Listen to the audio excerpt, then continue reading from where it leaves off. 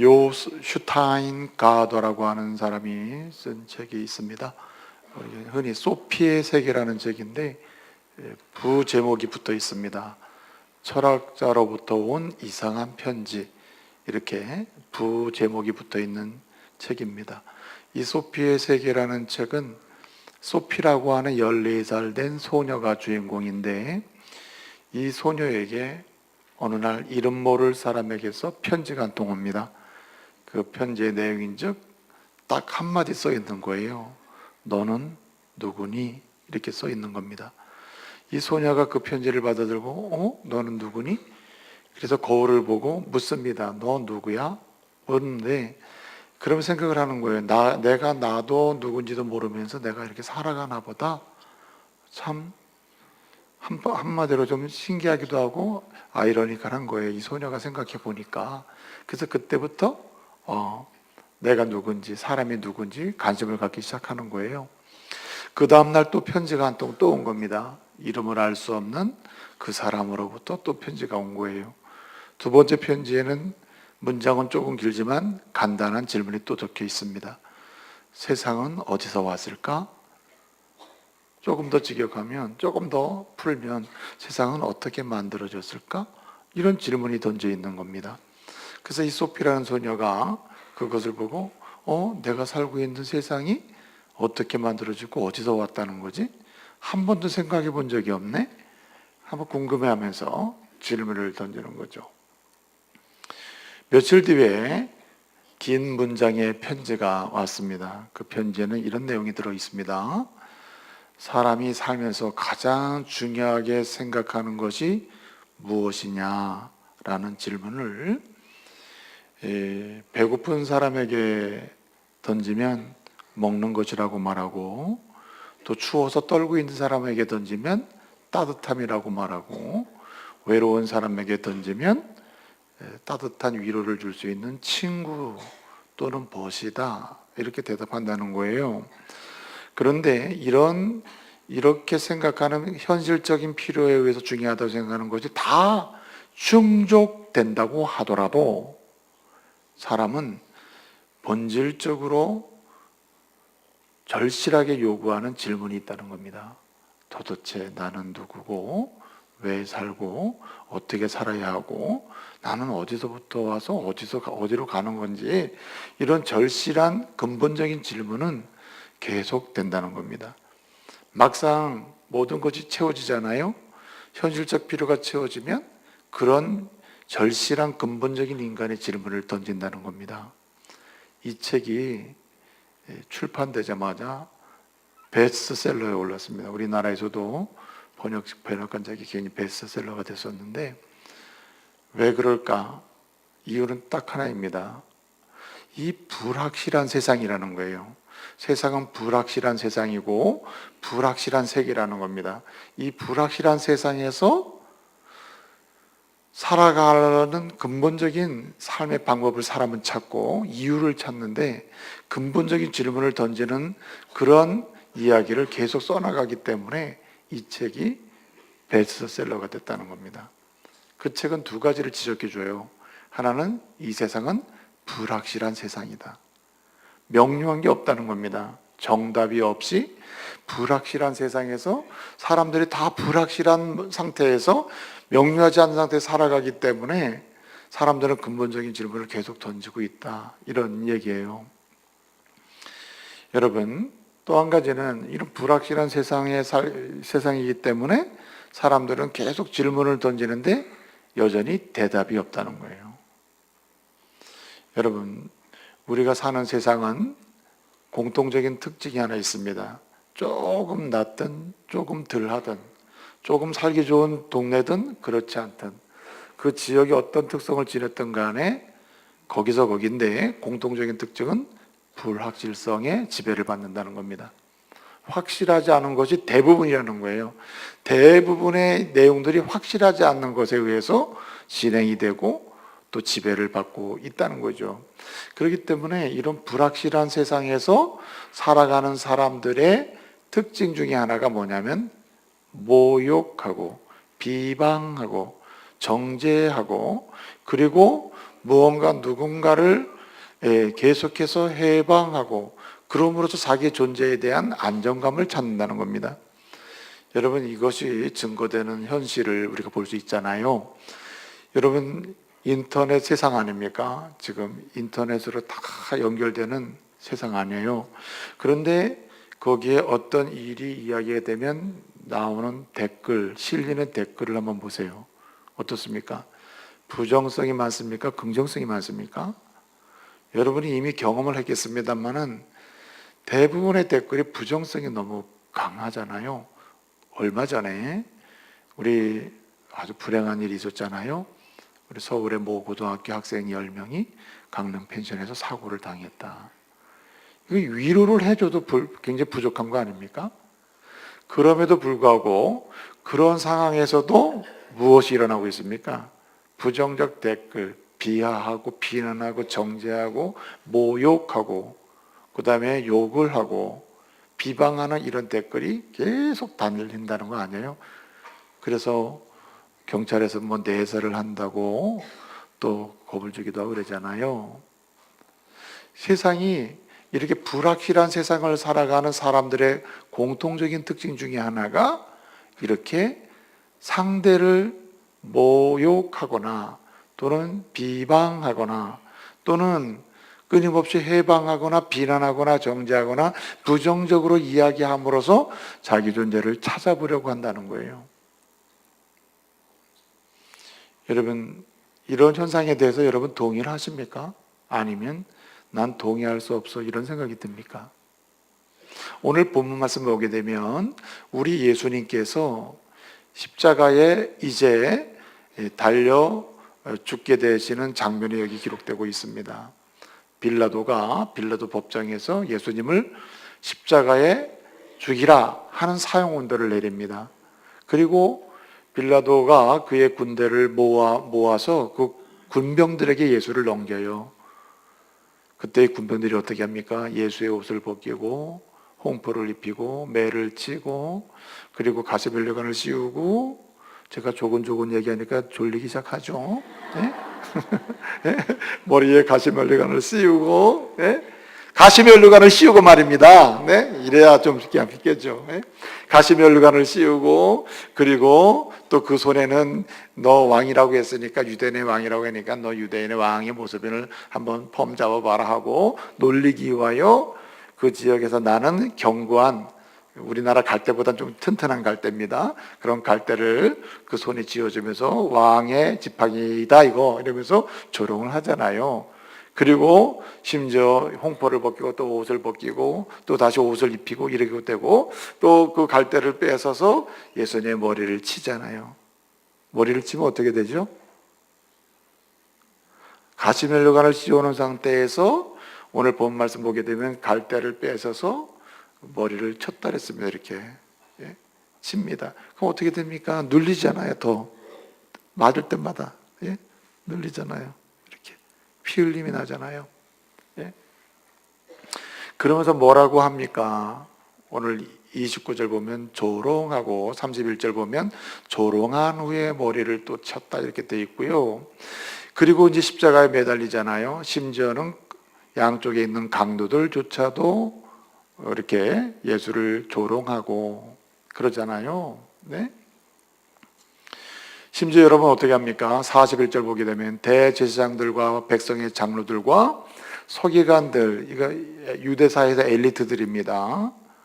다수의 유대인들뿐만 아니라 엘리트들도 어떻게 했습니까? 그들도 41절 보면 조롱하여 이르되 남은 구원하지 너는 구원하지 못하느냐, 십자가에서 내려오라 뭐 등등 이렇게 비난을 하잖아요. 조롱을 하고 희롱했다. 근데 오늘 희롱이라는 말은 쓰지 않았지만 39절에 보게 되면 지나가는 사람, 십자가에 달리신 예수가 서 있는 그곳을 지나가는 사람, 예루살렘 성으로 들어가기 위하여 지나가는 사람, 유대인일 수도 있고 이방인일 수도 있습니다. 지나가는 사람들이 뭐라고 했습니까? 고개를 흔들면서 모욕을 했다 이렇게 되어 있습니다. 모욕했다. 여기 등장하는 인물을 보게 되면 평범한 유대인부터 시작해가지고 유대사의 리더들, 지도자들, 엘리트들, 뭐 대제사장이나 장로들이나 심지어는 서기관들까지 그냥 평범한 사람부터 고관 대자까지 다 들어갔고요. 그 다음에 로마 군병들, 이방인이죠. 로마 사람들이니까 이방인들 들어갔고, 지나가는 사람들, 그냥 전혀 관계없는 사람들조차도 공통적으로 다 예수 그리스도를 향하여 뭐 했다고요? 희롱하고 모욕했다는 겁니다. 그러니까 무슨 얘기냐면 그 시대가 불확실성 시대예요. 불확실한 세상에서 살아가는 사람들의 내적인 특징이 뭐냐면 이유도 없어요. 특별히 자기가 직접적인 연관도 없음에도 불구하고 뭔가 얘기를 시작하거나 마음을 품고 생각을 하기 시작하면 뭐 하냐면 모욕하고 희롱한다는 겁니다. 그래서 제한 없는 사람들을 보여줍니다. 여기 본문에 등장하는 사람들은 한마디로 오늘 이 시대에, 이 세상 살고 있는 그 시대에 존재하는 사람들을 전체적으로 대표하는 사람들이에요. 한마디로 세상에 열의 일명 없이 모든 사람이 이런 부류의 사람인 것을 보여주는 것입니다. 오늘 본문 말씀에 39절에 모욕했다. 지나가는 사람이 고개를 흔들면서 아이고 참 매가죠 하면서 모욕했다. 이 모욕했다는 말이 블라스메오라고 하는 말인데 이 말은 세 가지 뜻이 있습니다. 첫째는 욕을 한다는 말이고 욕한다라는 뜻입니다. 모욕하는 거예요. 번역한 대로. 두 번째는 조금 더 강화된 말인데 모독하는 겁니다. 모독. 인격을 짓눌려버리는 거예요. 그리고 비방하는 겁니다. 그 다음에 세 번째 의미는 막는 거예요. 해방하는 겁니다. 이것을 가리켜서 오늘 본문의 39절에 모욕했다. 이 사람들은 예수님과 전혀 상관없는 사람들처럼 보이는 지나가는 사람들인데도 불구하고 예수를 욕하고 모욕하고 비방하고 모독하고, 그리고 네가 뭘 했다는지 몰라지만 그거 되지 말라, 안 되라, 뭐 이런 심정으로 그렇게 모욕을 했다는 말이에요. 이런 모욕을 담고 있는 단어가 또 하나가 있습니다. 오늘 본문에 세 번이 등장합니다. 본문 세 번 등장하는데 29절, 31절, 41절 세 번 등장해요. 등장하는 단어가 뭐예요? 희롱하고 라고 했습니다. 희롱하고. 이 희롱한다는 말에는 모욕이라는 말도 다 들어가는 굉장히 엄청난 말입니다. 이 희롱한다는 말은요, 본래 이 단어가 생긴 과정을 보게 되면 어린아이들이 있잖아요. 어린아이는 일단 논리성도 없고 앞뒤 생각이 없잖아요. 그저 깊은 생각을 못하는 그 연령이 아니에요. 그 아무 생각하지 못하는 아이들이 그저 끊임없이 놀리면서 힘들게 하는 겁니다. 장난치며 놀리는 거 있잖아요. 장난치며 놀리는 거. 여러분 아이들이 상처받는 게 뭐 때문에 상처받는지 알아요? 장난치며 놀리는 것 때문에 상처받고 그게 왕따처럼 느끼고 그래서 힘들어하는 거거든요. 근데 이 본문에서 이 말이 바로 어린아이들이 장난치며 놀리는 개념입니다. 근데 이게 또 하나의 또 말이 또 됩니다. 장성한 사람인데 주권이 없는 사람, 약간 노예입니다. 노예. 주인이 노예의 소유권이 가지고 있잖아요. 그 노예의 주인이 소유권을 가지고 있는, 자기는 아무 권한이 없는 노예들이 장난을 치듯 누군가를 놀리는 겁니다. 누군가를 놀리면서 비난하거나 힘들게 하는 상태가 희롱이에요. 이 말 속에는 엄청난 내적인 인간성이 들어있는 겁니다. 여러분 어린이는 특별히 계획해가지고 어른이 되면 어때요 여러분들? 저 사람이 저러니까 저거 뭐 해가지고 조금 싫어해야지, 미워해야지, 저 사람 뭐 해가지고 이렇게 되잖아요. 근데 나이가 어릴수록 계획하거나 준비되거나 이런 게 없이 그런 거 없잖아요. 어른들은 계획하고 해서 사람을 모독하고 아주 치밀하게 하는 것도 있지만 아이는 그런 게 약하잖아요. 뭘 보여줍니까? 본성이라는 거예요. 본성. 예? 불확실한 시대는 어떻게 왔는가? 인간이 죄를 범함으로 불확실한 세상이 됐습니다. 그러니까 세상은 불확실한 세상이에요. 불확실성의 세상입니다. 이런 세상을 사는 사람들의 내적 상태가 본성적으로 뭐냐면 그런 본성적으로 상태도 그런 상태인데도 불구하고 세상이 불확실한 세상이니까 그 상태에 자기를 지키려고 자기 존재감을 느껴보려고 하는 방식이 뭐냐면 계속해서 비난하는 겁니다. 본성이에요. 비방하고 희롱하고 모욕하고 모독하고 해방하고 반대하고 남 잘 되는 건 못 보죠. 여러분 잘 되는 거 박수 쳐주는 마음이 본질적으로 생깁니까? 괜히 신경질이 납니까? 여러분 마음에. 저는 특이한 경험을 한 적이 있거든요. 교회가 이렇게 부흥을 하면 예컨대 어떤 교회가 그렇게 복음을 열심히 전해서 부흥을 하면 여러분 어때야 됩니까? B, C, D 교회 목사님들 다 박수를 쳐줘야 되는 거 아니에요? 그렇죠? 그런데 그 참 심리가 못된 거죠. 인간이 이게 죄인은 건 틀림없는 것 같아요. 예컨대 어떤 교회가 이렇게 부흥을 하면 하나님 저 교회도 부흥하니까 너무 감사합니다. 우리 교회도 부흥, 모든 교회가 부흥해서 하나님 나라가 확장, 이게 본질적 마음이어야 되거든요. 근데 그런 거 보잖아요. 진짜 이상하네. 아니 우리 교회는 부흥이 좀 안 되는 것 같은데 저기는 왜 이렇게 부흥되지? 왜 이런 경쟁심이 생기냐 말이에요. 이게 인간의 본성이에요. 그게 불확실한 세상에 사는 사람들이 그 상태에서 그냥 자연스럽게 나오는 본성이, 그러면 다스려져야 될 부분이죠 사실은.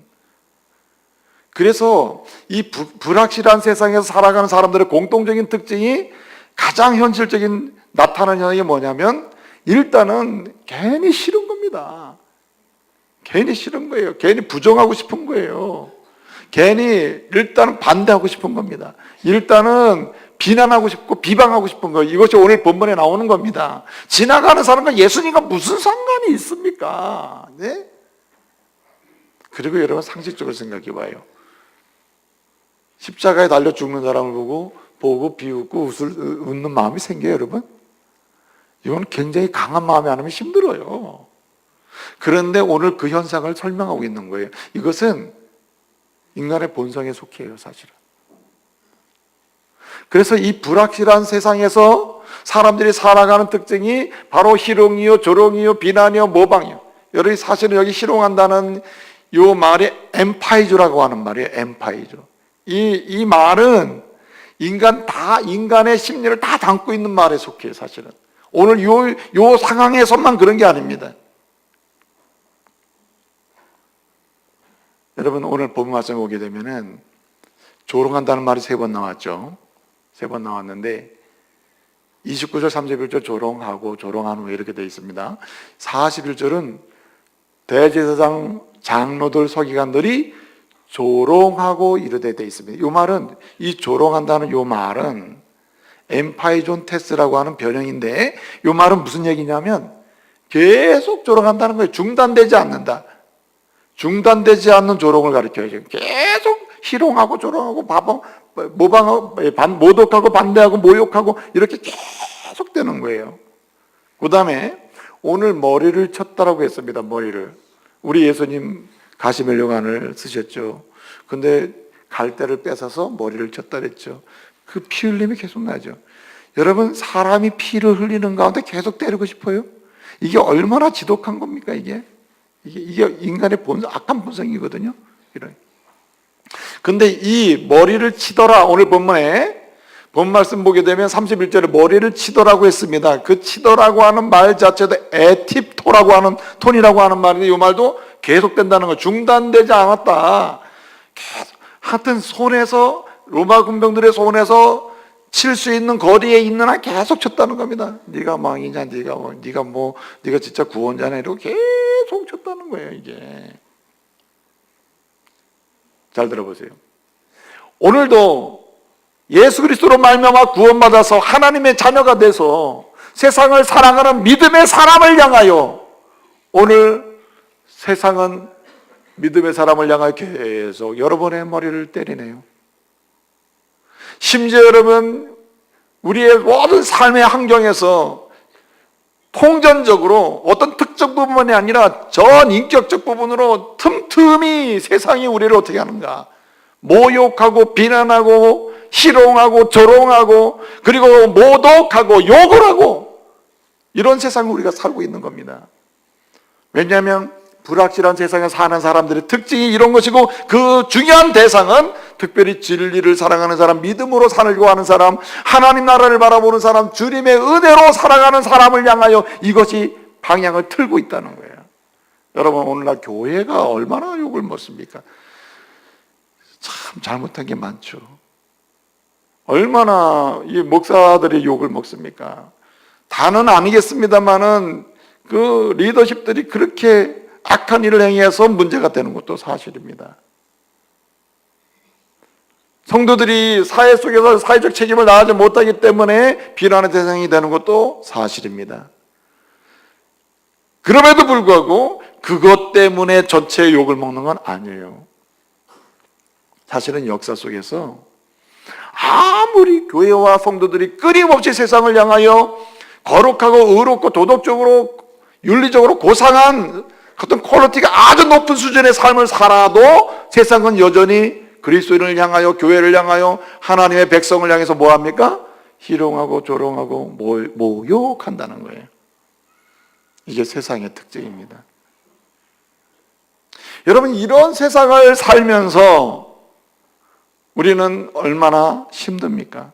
믿음으로 살기 힘들고, 말씀대로 살기도 힘들고, 그리고 하나님의 은혜를 사모하면서 세상이 주는 것이 아니라 주님이 주는 것을 붙들고 살기를 소원하는 사는 삶 자체가 힘들어요. 그렇잖아요? 제가 오늘 드리고자 하는 말씀은 여기 있습니다. 불확실한 세상에서 여러분, 그리고 끊임없이 희롱과 모욕과 조롱이 일어나는 세상에서, 특별히 하나님의 사람을 향하여 그런 모욕과 희롱이 일상화되는 세상에서, 교회를 향하여 일상화된 세상에서 하나님의 사람들이 사는 방식이 뭐냐는 거예요. 어떻게 살아야 이런 세상을 이길 수 있고 이런 세상에서 승리할 수 있냐 이 말이에요. 답은 오직 하나입니다. 첫째도 믿음, 둘째도 믿음, 셋째도 믿음임을 믿으시기 바랍니다. 누구를 향한 믿음인가? 예수 그리스도를 향한 믿음이에요. 날 위하여 고난을 당하신 예수 그리스도, 날 위하여 가시멜령을 쓰신 예수 그리스도, 날 위하여 홍포를 입은 예수 그리스도, 날 위하여 옷을 벗기신 예수 그리스도, 날 위하여 찔리신 예수 그리스도, 갈대에 매를 맞은 예수 그리스도, 지나가는 사람들조차도 조롱거리며 머리를 흔들면서 비난받으신 예수 그리스도, 어느 누구한테도 열애됨이 없이 비난과 고난을 받으신 예수 그리스도, 그 예수 그리스도를 향한 믿음만이 조롱당하고 희롱당하고 모욕당하는 이런 시대, 불확실한 시대에서 확실하게 명료하게 이 세상을 이기는 은혜며 길임을 믿으시기 바랍니다. 이 세상을 이기는 길이다. 예? 불확실한 세상에서 확실하게 세상을 이기는 방법, 불확실한 세상에서 확실하게 명료하게 내 길을 갈 수 있는 방법은 믿음밖에 없다는 거예요. 그러면 예수 그리스도를 향한 어떤 믿음이 이것을 가능케 하는가? 첫째는 그리스도가 내가 감당해야 될, 내가 받아야 될 조롱, 희롱, 모욕, 내가 받아야 될 비방, 믿음 때문에 받아야 될 욕, 믿음 때문에 받아야 할 모든 억울함조차도 주님이 이미 다 받으셨음을 믿으시기 바랍니다. 이 믿음이 있어야 된다는 거예요. 이것은 과거뿐만 아니라 오늘 현재 내가 당하는 고난, 믿음 때문에 조롱당하고 희롱당하는 것, 믿음 때문에, 신앙 때문에, 또는 내가 하나님의 사람으로 살아가려고 하면서 당하는 세상으로부터 오는 모든 모욕들조차도 누가 대신 받았다고요? 예수님이 대신 받으셨다. 심지어는 내가 앞으로 살아가지 않았지만 앞으로 살 날이 남아있어요. 내일, 그리고 그 다음날 내가 알건대 앞으로의 남은 내 인생 여정 중에 세상으로부터 믿음의 사람으로 살아가면서 받아야 될 모든 모욕과 조롱과 비난과 비방과 해방과 모든 모욕조차도 이미 주님이 받으셨음을 믿으시기 바랍니다. 이거 명료한 거예요. 그러니까 어떤 모욕과 조롱 속에서도 나는 뭐 할 수 있다? 따라합시다. 견딜 수 있다. 견딜 수 있다는 거예요. 여러분, 오늘 주님은 침묵하고 있습니다. 주님이 오늘 이 모욕 속에 침묵한다는 말은 우리의 모든 당해야 될 희롱과 모욕과 그리고 해방을 다 대신 받으셨음을 의미하는 거예요. 주님이 오늘 침묵하고 계시잖아요. 그러므로 여러분, 세상으로 또 모욕을 당하고 고난을 당하고 아픔을 당하고 비난을 받을 때에 여러분, 예수님이 이 모든 것을 감당하셨고 대신 져주시고 앞으로도 내가 감당해야 될 모든 것도 대신 져주신다는 믿음으로 인내하며 승리하시길 바랍니다. 그 믿음으로 인내해야 되는 거예요. 여러분, 시편 22편 16절을 보게 되면은 개들이 나를 에워싸고 그 악한 무리들이 나를 끊임없이 공격한다는 말씀을 하고 있어요. 이건 예수님이 그토록 굉장한 고난을 받고 있다는 것을 보여주는 거거든요. 사도 바울이 로마 교회 편지를 쓰면서 그런 얘기를 했습니다. 로마서 4장 25절에서 예수가 우리의 범죄함을 위하여 내어줌을 당하고 그리고 우리를 의롭게 하기 위하여 그가 다시 살아나셨느니라. 그분이 어떤 분이냐? 우리의 범죄함, 한마디로 우리 죄인된 그 죄성 때문에 당하는 모든 모욕들 또는 그 죄로부터 벗어나서 믿음으로 살아가는 사람들이 당하는 모든 것들을 어떻게 다 감당해 주신다. 다. 그리고 어떻게 해요? 그 감당하는 능력을 주시기 위해서 부활하셨다. 이렇게 말씀하고 있는 것입니다. 그래서 우리는 세상으로부터 모욕을 당하고 비난을 당하고 그런 엄청난 고난을 당할 때 그들과 동일하게 입을 벌려서 하면 안 된다는 거죠. 동일하게 그들이 우리를 향해서 비난하는 말을 할 때 우리도 비난하면 안 되고 그들이 우리를 모욕할 때 우리도 모욕하면 안 된다. 세상 사는 방식은 모욕 대 모욕 아니에요? 비방 대 비방이죠. 해방 대 해방이고, 그렇죠? 욕 대 욕 아닙니까? 근데 우리는 그럴 수가 없다는 거예요. 누구의 침묵을 따라서? 주님의 침묵을 따라서. 주님이 내 모든 것을 대신 져주셨고 과거에도 져주셨고 지금도 져주고 계시며 앞으로도 내가 당한 모든 고난과 아픔을 대신 다 져주실 것이라고 하는 믿음, 그 믿음으로 인내하며 나가야 할 줄로 믿습니다. 오히려 긍휼히 여길 필요가 있죠. 세상이 참 불쌍하다. 예? 어떤 목사님이 낚시를 좋아하셨답니다. 어느 날 이제 낚시를 가면은 그 동네 그 연못에 가서 낚시를 하는데 그 동네 연못에 가면은 그 마을에 사는 믿음 좋은 여집사님이 계신다는 거예요. 그 여집사님이 그 목사님이 거기서 낚시하는 걸 보고 항상 왔다 갔다 지나가면서 목사님 오늘도 낚시하러 오셨네요. 오늘 낚시하러 오셨네요. 그런데 그 지나가다가 그렇게 이야기를 많이 하고 가시는 거예요. 근데 이야기하실 때 자기가 다니는 목사님부터 시작해가지고 장로님부터 해가지고 시간 가는 줄 모르고 이제 얘기를 하는데 좋은 얘기 안 하는 거예요. 목사님 설교도 못하고 영감도 없고 능력도 없고 장로님들은 말할 것도 없고 권사님 말할 것도 없고 누구만 괜찮죠?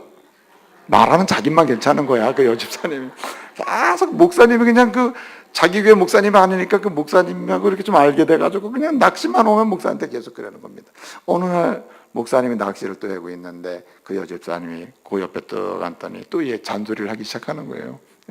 아, 목사님 오늘은 낚시가 안 되나 봐요. 어떻게 하면 고기 한 마리도 못 잡았나 봐요. 예? 목사님 신경질 나잖아요.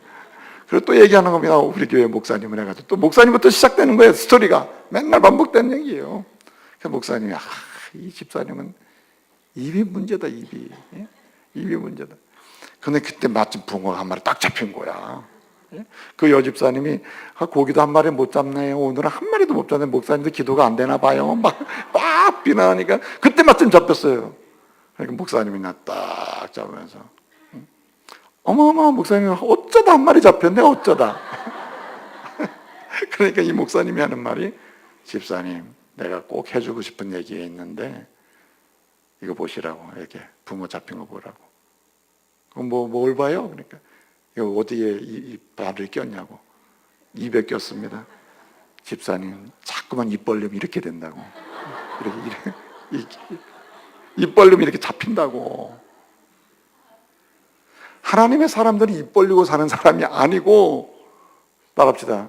오직 예수 그리스도 날 위하여 짐을 져주셨고 지금도 내 짐과 조롱의 짐, 아픔의 짐, 비방의 짐, 비방받음의 짐, 억울하게 당하는 억울함의 짐까지 대신 져주시고 앞으로도 내 아픔의 짐을 져주실 그 주님을 바라보는 믿음으로 사는 인생이 바로 그리스도인 인생이라. 할렐루야. 주님의 침묵은 엄청난 침묵이에요. 오늘 주님이 침묵을 당하시면서 침묵하시면서 모든 조롱과 모욕과 모든 걸 다 당하고 계십니다. 이것은 개인적 차원이 아니에요. 그 지나가면서 모욕과 모든 사람들을 포함한 저와 여러분의 믿음의 사람들을 향한 축복인 줄로 믿습니다. 그래서 그 믿음으로 우리가 살아야 되는 거예요. 주님은 오늘도 나를 위해서 모든 걸 당하셨다. 지금도 그 짐을 지고 계신다. 할렐루야. 또 한 가지 믿음이 필요합니다. 어떤 믿음이냐면 예수를 믿는 믿음으로 불확실한 세대에 확실하게 살 수 있는 길인데, 그 믿음은 어떤 믿음이냐?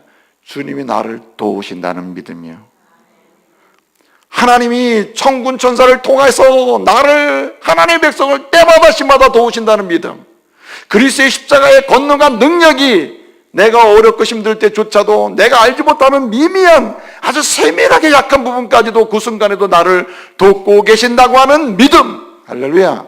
그 믿음으로 살아야 됩니다. 여러분, 오늘 빌라도가 말이에요, 예수님을 사형언도를 내린 다음에 군사들을 모읍니다. 군사들. 이 군사들이란 사실은 이 빌라도가 원래 있는 총독관저는 예루살렘이 아니라 가이사라라고 하는 곳에 있거든요. 근데 6월절 명절이다, 유대인들의 명절이 되면은 유대인들이 혹시 밀란을 일으키거나 반역 모임을 가질까봐 질서를 유지하기 위하여 총독이 군대를 이끌고 잠시 예루살렘에 와 있습니다. 거기 그래서 임시 총독이 관저가 있는 거예요. 그때 내려올 때 오늘 본문에 군대라고 했는데 그 군대의 숫자는 약 600명입니다. 근데 오늘 예수님을 사형언도를 내리고 예수님의 사형언도를 집행하기 위하여 군대를 다 모았다 그랬어요. 다 모았다. 군인들을 다 모았다. 그들이 몇 명이냐? 약 600명이다. 그런데 그 600명의 군인들 한가운데서 누가 모욕을 당하죠? 예수님이 모욕을 당합니다. 여러분이 누군가의 모욕을 당한 적이 있습니까? 희롱을 당한 적이 있어요?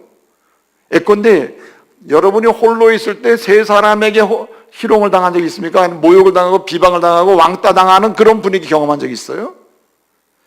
두 사람, 세 사람만 돼도 내적 스트레스는 말할 것도 없고 정신적, 육체적인 침체가 급속도로 오는 겁니다.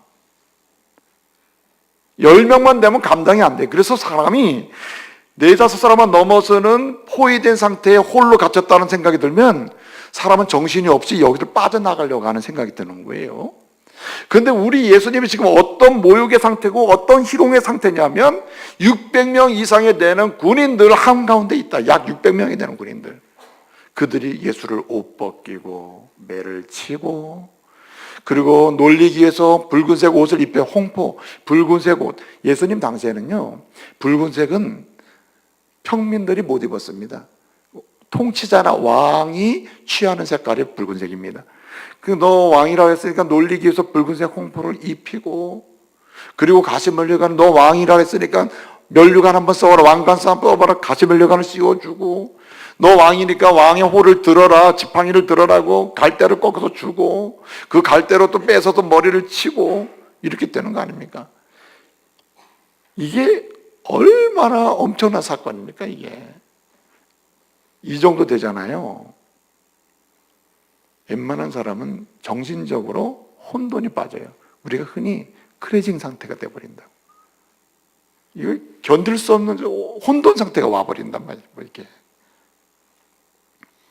근데 주님은 아주 정밀하고 정확하게 이 모든 상황을 견디고 계시는 겁니다, 지금. 자, 어떻게 견디고 계실까?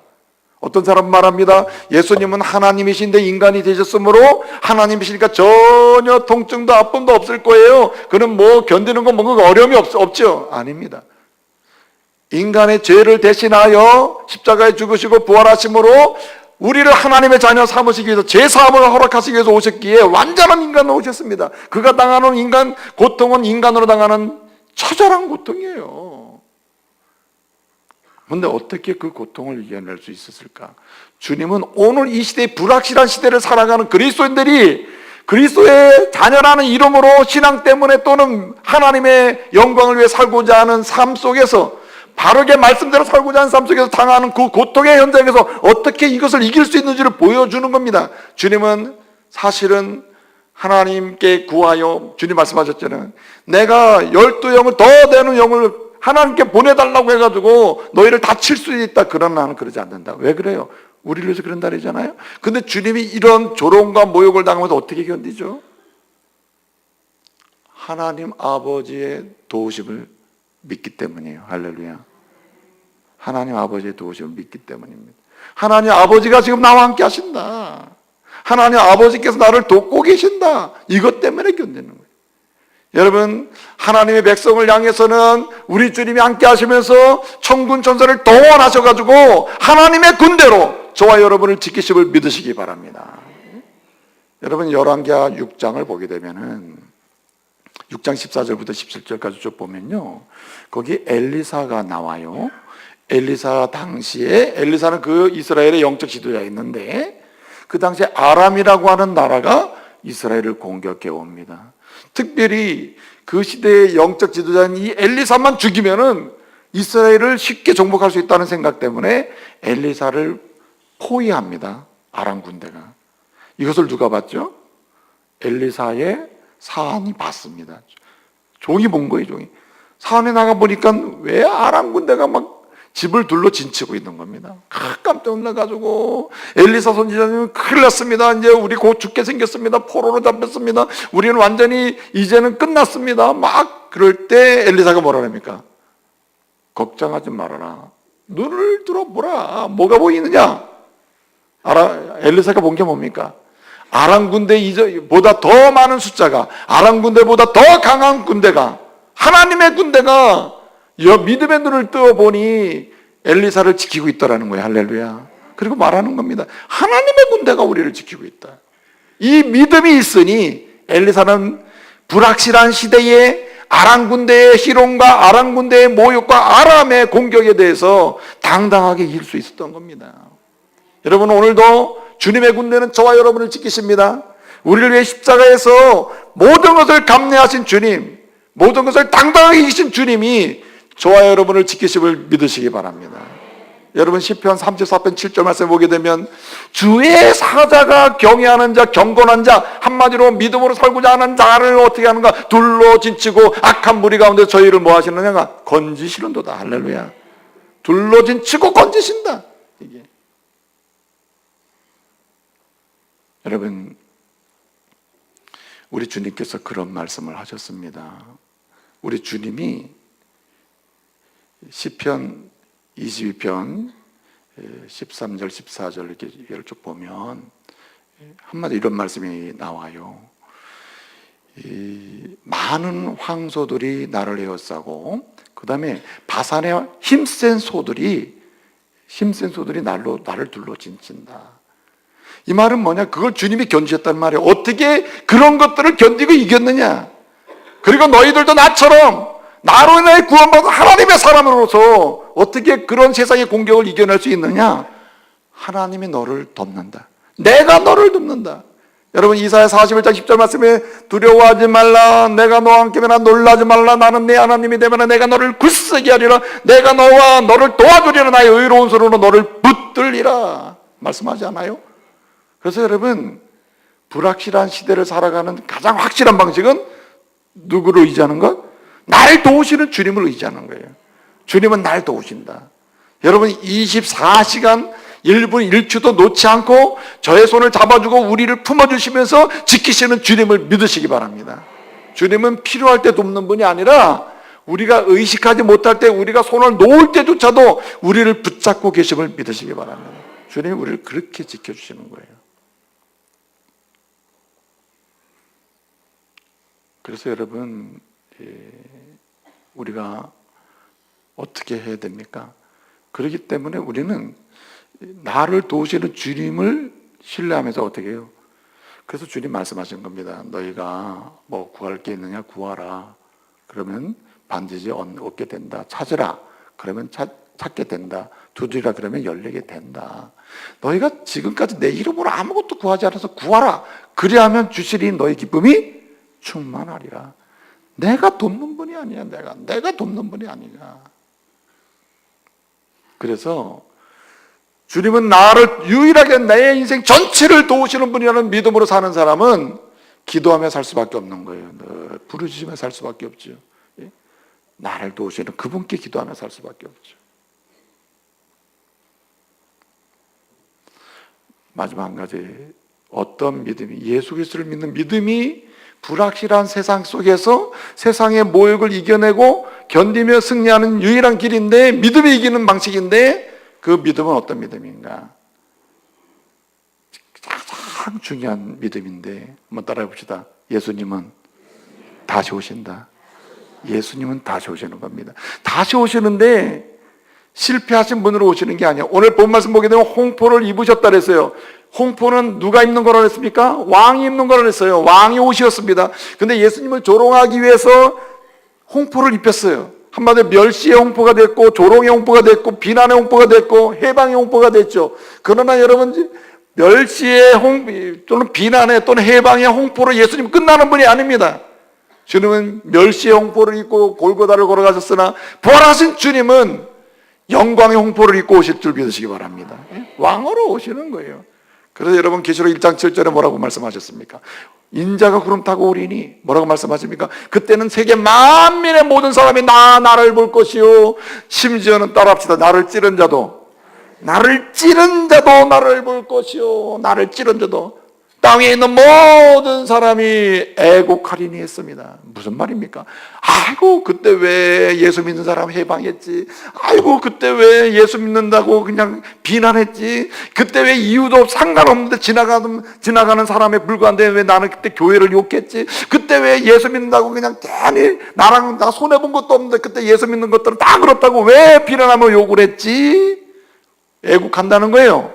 누가 다시 올 때? 주님 다시 올 때. 주님 다시 올 때, 여러분 마태복음 16장 27절 말씀 보면 이렇게 말씀하고 있습니다. 인자가 아버지의 영광으로 오리니 그때 어떻게 된다 그랬습니까? 선악과를 행한 대로 갚으신다 그랬습니다. 그러므로 우리가 믿음으로 살 때 연약함이 있고 부족함이 있을지라도 그 믿음 안에서 우리의 부족함은 해결이 될 뿐만 아니라 우리를 고단하게 만들고 우리를 비판하고 우리를 위험에 처뜨렸던 수많은 사단의 세력들은 무너질 줄로 믿습니다. 그래서 여러분 힘들 때 어려울 때 따라합시다. 주님은 다시 오신다. 그래서 여러분 성경의 마지막 절이 몇 절입니까? 몇 절인지 모르죠. 계시록 22장 20절인데 계시록 22장 20절의 말씀을 보게 되면 그 말씀이 뭐라고 되냐면은 주 예수여 오시옵소서. 뭐라고 하면 주님이 이렇게 말씀하세요. 예수님이 내가 속히 오리라 하시거늘 요한이 뭐라고 대답합니까? 주 예수여 어서 오시옵소서. 속히 오시옵소서. 마라나타.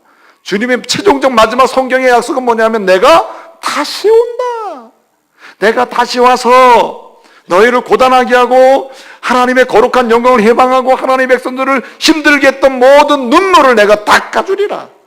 그러니까 여러분 불확실한 세상에 사는 방식은 확실하잖아요.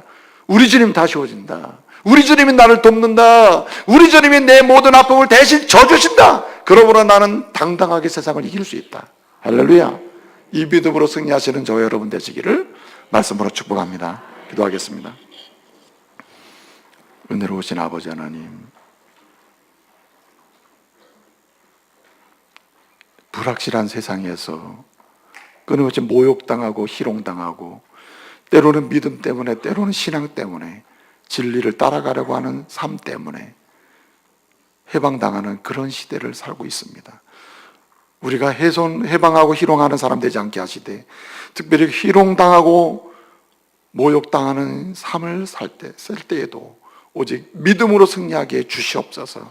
예수님의 이름으로 기도합니다. 아멘.